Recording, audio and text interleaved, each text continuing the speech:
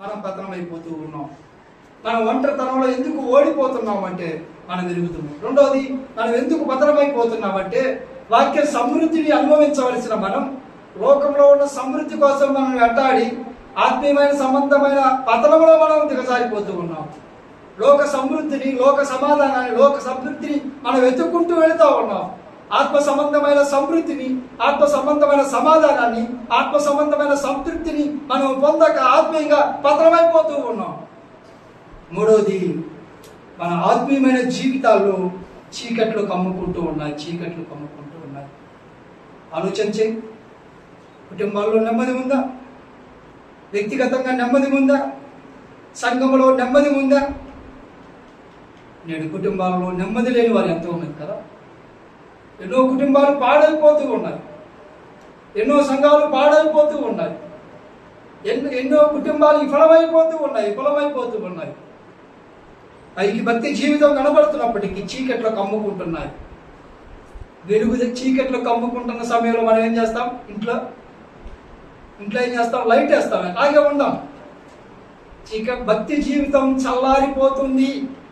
భక్తి జీవితం చీకట్లో కమ్ముకుంటుంది. భక్తి జీవితంలో మనం ఓడిపోతున్నామని తెలిసినప్పుడు ఎక్కడికి రావాలి? ఆ వెలుగైన ప్రభువైన యేసుక్రీస్తు వారి వద్దకు రావాలి. ఆ దేవుని పాదాల వద్దకు మనం, ఆ వెలుగు వద్దకు మనం సమీపించాలి. మనం చూడగలం మత్తయి సువార్త 5వ అధ్యాయం, నేను లోకానికి వెలుగై ఉన్నాను, మీరు లోకానికి వెలుగై ఉన్నారని చెప్పాడు. ఈ వెలుగు ఆరిపోతూ ఉంది. ఈ వెలుగు చీకట్లు కమ్ముకుంటూ ఉన్నాయి. ఈ వెలుగు పతనమైపోతూ ఉంది. ఈ వెలుగు పాడైపోతూ ఉంది. ప్రియమైన సహోదరి సహోదరుడా, దావీదు పతనం అవడానికి కారణాలు ఇవి కావచ్చు, కానీ మన ఆత్మీయంగా పతనం అవడానికి ఎన్ని కారణాలు ఉన్నాయి.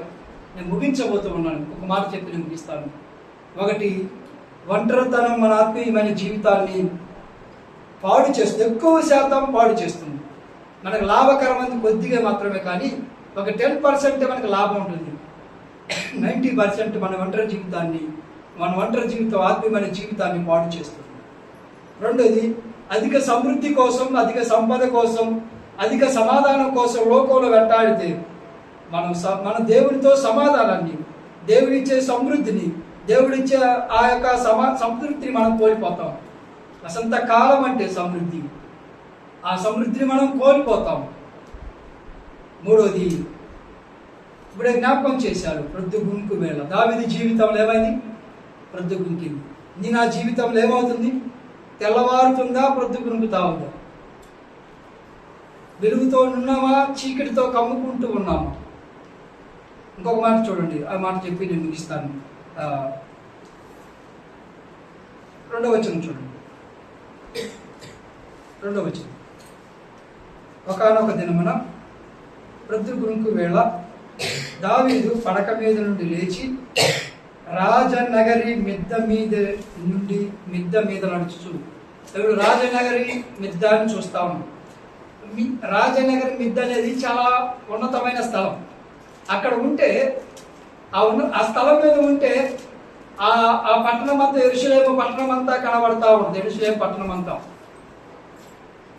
ఇప్పుడు దావీదు ఉన్న పట్టణం యెరూషలేము పట్టణం. కావాలంటే మీరు మొదటి వచనంలో చివరి భాగం చూడండి. అయితే దావీదు యెరూషలేములో నిలిచెను కదా. యెరూషలేము అనేది ఎత్తైన పర్వతం మీద ఎత్తైన పట్టణం. ఆ యెరూషలేములో దావీదు ఉన్నాడు. ఇప్పుడు ఉన్నతమైన స్థలంలో దావీదు ఉన్నాడు. ఇలా మాట్లాడదాం. 4వ మాట, ఆ మాట జ్ఞాపకం చేసి నేను ముగిస్తాను. ఇప్పుడు దావీదు ఎక్కడున్నాడంటే ఉన్నతమైన స్థలం మీదకి వెళ్ళాడు. అక్కడ ఉన్నాడు. అక్కడ నిలిపింది ఎవరు చెప్పాలి? అక్కడ నిలిపింది ఎవరు? దేవుడే. ఉన్నతమైన స్థలములో దావీదుని దేవుడు నిలిపితే, ఇప్పుడు ఉన్నతమైన స్థలములో ఆయన ఏం చేస్తున్నాడు చూడండి. అక్కడ ఏం చేస్తున్నాడు? నడుచుచు పైనుండి నట్టు ఉన్నతమైన స్థలం పైనుండి చూస్తుండగా స్నానము చేయి ఒక స్త్రీని చూశాడు. ఉన్నతమైన స్థలములోకి వెళ్ళినప్పుడు అత్యున్నతమైన ప్రభువుని చూడవలసిన మానవులను